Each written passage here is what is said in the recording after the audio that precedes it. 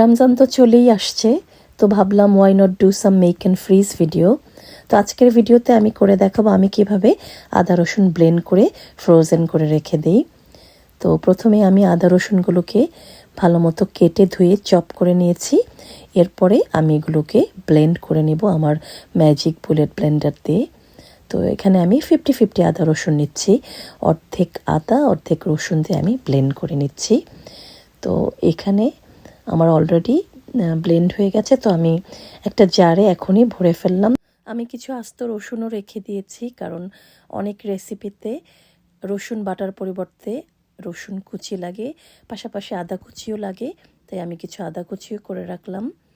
অনেক সময় আদা চা খাওয়ার জন্য লাগে, আবার অনেক রেসিপিতে দেখা যায় আদা রসুন কুচি লাগে বাটার পরিবর্তে, তাই আদা রসুন বাটার সাথে সাথে আমি কিছু আস্ত আদা আর রসুনও কুচি করে রেখে দিলাম। তো আরেকটা জার যেটা, এটা আমি ফ্রিজে রেখে দিলাম, বিকজ আমার আদা রসুন শেষ হয়ে গেছে, সো এটা আমি ইউজ করবো, এই জন্য আমি ফ্রিজে রেখে দিলাম। আর যেগুলো বাকি যেগুলো রয়েছে ওগুলো আমি ফ্রিজ করব, অর্থাৎ এগুলো আমি ফ্রিজারে রেখে দেব। এটা হচ্ছে আমার আগে গত মাসে যে আমি আদা রসুন করে রেখেছিলাম সেটারই আরেকটা জার বাকি রয়ে গেছে। শুধু রমজান মাস না, সারা বছরই আমি এভাবেই আদা রসুন পেস্ট করে রেখে দেই।